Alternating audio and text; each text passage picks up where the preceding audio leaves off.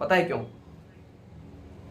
मैं ये तो नहीं बोलूंगा कि टीवी में वो लोग नहीं आते जो मतलब टीवी देखते हैं। मैं आपको सिर्फ एक हिंट दूंगा, आप समझ जाना। देखो दोस्तों, डॉक्टर स्नेह देसाई के पास टाइम नहीं है टीवी देखने का, विवेक बिंद्रा के पास टाइम नहीं है, ठीक है। और जितने भी नेशनल ट्रेनर और प्रमोटर और मोटिवेशनल स्पीकर हैं, एजुकेशनल ट्रेनर हैं, इनको कोई टाइम नहीं है ये सब छोटे छोटे काम करने का, टीवी देखने का। ये उनकी जीवनी सुबह मॉर्निंग वॉक से शुरू हो जाती है और शाम तक उनके मेहनत कर लगती है। एक गरीब आदमी 8 घंटे मेहनत करने से कतराता है और वो 16-16 घंटे मेहनत करते हैं। पता है ना आपको ये बात? जिनके सफर शुरू हो जाते हैं सुबह होते ही और शाम तक वर्किंग होती है।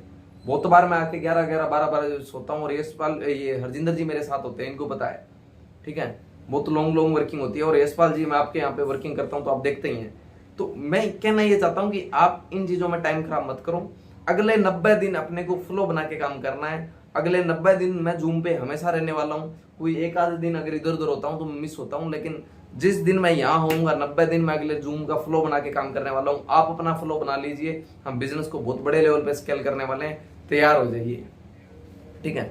सेल्फ एक्टिविटी बढ़ा दीजिए, जैसे मैंने पहले भी बताया आपको। अब क्या है, जल्दी से जल्दी इन चीजों को सीखने के बाद अपने को क्या करना है वो समझना। बी इंडिपेंडेंट मतलब स्वावलंबी बनो, कहने का मतलब खुद की जिम्मेदारियां खुद लेना सीखो, ठीक है। अकाउंटेबल बनना, कहने का मतलब जब हम अपनी सेल्फ एक्टिविटी बढ़ाते हैं तो अपना बिजनेस बढ़ता है। अच्छा यशपाल जी, सिंपल सी मैं एक सवाल कर रहा हूं, अपने आप को अनम्यूट करें आप। अगर आपको इस महीने 20 ज्वाइनिंग चाहिए तो आपके हिसाब से कितने प्लान करने पड़ेंगे? 50 से 60। आपको पता है जो एवरेज निकल के आएगी वो 33% के आसपास आएगी। 10 में से 3 बंदे 4 बंदे आएंगे। तो अगर अगर आप अगले महीने जितना पे आउट चाहते हो, इस महीने जितना पे आउट चाहते हो, उतनी वर्किंग नहीं है, तो क्या पे आउट आने की संभावना है क्या? अगले 4 दिनों में भी वो ज्वाइनिंग आती नहीं दिखेगी आपको। लेकिन हम आज ही प्रयास शुरू कर दें, अपना मेहनत शुरू कर दें, जगह जगह प्लान दिखाना शुरू कर दें, मैं बोलता हूं आपके वर्किंग एफर्ट ही आपका बिजनेस बढ़ा के देंगे।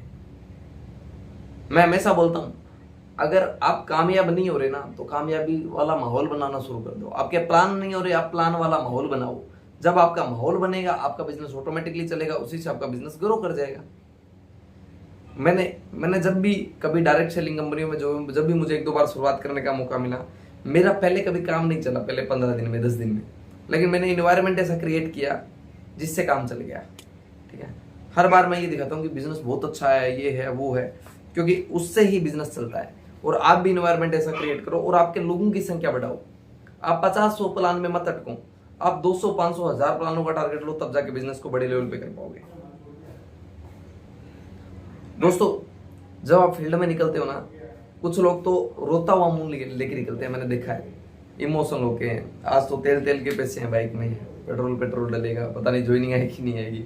खुश होके निकलेगा तो हो सकता है ज्वाइनिंग आ जाए, पे आउट बन जाए सुबह, ऐसा भी हो जाए।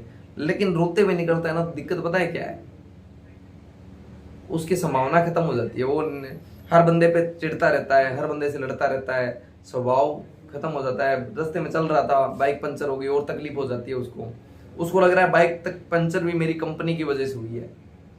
उसको ये नहीं पता कि भाई ये तो प्रैक्टिकल है, तू ये नहीं कर रहा होता, जॉब कर रहा होता तो भी जा रहा होता और पंचर हो जाती, कौन सी बड़ी बात है? सही बात है ना।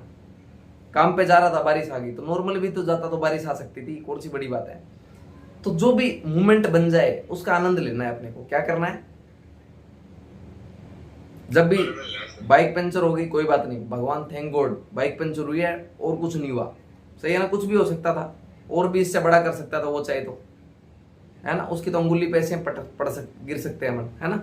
तो अपन एक ही बात बोलनी है कि भगवान थैंक गॉड, जितना जो होता है अच्छे के लिए होता है। आपको क्षणिक वो नहीं देखना, दुख नहीं देखना, आपको ये सोचना है कोई दिक्कत नहीं, हम और ज्यादा तैयारी करेंगे और ज्यादा काम करेंगे, और आपको इमोशनल नहीं होना।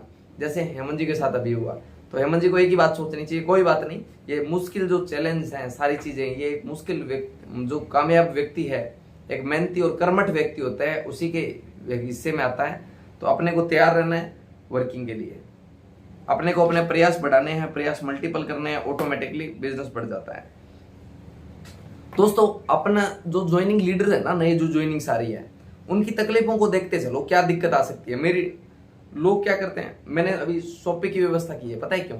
मेरे को पता था मेरे यहाँ पे प्रोडक्ट की व्यवस्था नहीं होगी, दिक्कत आएगी। अपनी ज्वाइनिंग्स वालों की दिक्कत समझो, फटाफट अपनी शॉपिंग की व्यवस्था करो ताकि बिजनेस बढ़ा पाओ। अगर आप देखते हो कि 1 लाख कमाने हैं, 50,000 कमाने हैं, रिस्क लेनी पड़ेगी, रिस्क टेकिंग उठानी पड़ेगी। मैंने रिस्क ली है इसलिए मेरा चल रहा है, आपको भी रिस्क उठानी पड़ेगी। इसलिए आप अपनी सिटी में फ्रेंचाइजी की व्यवस्था करो। अगर कोशिश हो, आपको लगता है कि सारा क्षेत्र के लोग यहीं आते हैं, ऑफिस की व्यवस्था करो, वहां पे बिजनेस बहुत बढ़ सकता है। मेन मार्केट में लेना जरूरी नहीं है, थोड़ा साइड में लो, जहां से व्यवस्था बैठे वहां से लो ताकि आप बिजनेस को बढ़ा पाओ। ठीक है दोस्तों, मेरे को जब भी ये बात आती है ना अप डाउन की, जब हमारी बाइकें पंचर होती है, जब बाइकें खराब होती है, या कोई और चैलेंज देखना पड़ जाता है, जब ट्रेन छूट जाती है, जब वर्किंग में कभी हर दिन देखने पड़ जाते हैं, तो मुझे अमिताभ बच्चन याद आ जाते हैं। पता है क्यों? अमिताभ बच्चन जब फिल्मों में आए थे और करोड़ों कमा चुके थे, उस दिन ऐसा हुआ कि एक बार इतना डाउन हो गए कि उनके पास सारा, मतलब बताया जाता है कि करोड़ों माइनस में आ गए। प्लस की बात नहीं कर रहा। आप में से 1 करोड़ माइनस में है क्या कोई? मेरे हिसाब से कोई नहीं है। अमिताभ बच्चन ऊपर चल रहे थे और करोड़ों माइनस में आ गए। तो धीरू भाई अंबानी अमिताभ बच्चन को बुलाते हैं और बोलते हैं कि क्योंकि अमिताभ जी को जानते थे वो, तो अमिताभ जी को बोलते हैं कि आपको अगर कोई पैसों की मदद चाहिए तो मैं देने के लिए तैयार हूं, क्योंकि मैं आपको इतने अच्छे से जानता हूं और मैं आपके फादर हरिवंश राय बच्चन जी को भी जानता हूं। ठीक है, आपका व्यवहार बहुत अच्छा है, तो मैं आपकी क्षणिक मदद करने के लिए तैयार हूं। आज आपको पैसों की जरूरत है और मैं नहीं चाहता कि हम एक शहर के, गुजरात के होने के बावजूद हम दोनों कमजोर रहे। तो अमिताभ बच्चन जी बोलते हैं कोई दिक्कत नहीं है सर, आपने इस लायक समझा, मुझे बहुत अच्छा लगा, लेकिन सर मेरी लड़ाई है, मैं खुद लड़ना चाहूंगा। क्या अमिताभ बच्चन में कोई एक्टर वाली क्वालिटी दिखती है क्या? अगर नॉर्मली व्यक्ति देखे तो उसमें इतना लंबा व्यक्ति जिसकी हाइट ओके नहीं है, एवरेज नहीं है, एवरेज से अपवाद की तरह है, ज्यादा है। आवाज जो है इतनी भारी है, इतनी मोटी आवाज है कि जो कहीं चल नहीं सकती, लेकिन उस व्यक्ति ने उसके बाद स्टूडियो से शुरू किया था, छोटे छोटे शोज करने शुरू किए थे, और उसके बाद वो दोबारा आने वाले 2 से 3 सालों में खड़ा हो गया। मतलब कहने का मतलब है, अगर आप में क्वालिटी है तो आपको कोई गिरा नहीं सकता। आप लगातार अपने लेवल पे रहने वाले हो। क्षणिक आपके साथ बुरा हो सकता है, आज आप डाउन जा सकते हो, लेकिन महीने, 1.5 महीने, साल, 2 साल, 5 साल, जब एंड होगा ना, हर मूवी का क्या होता है, द एंड होता है ना,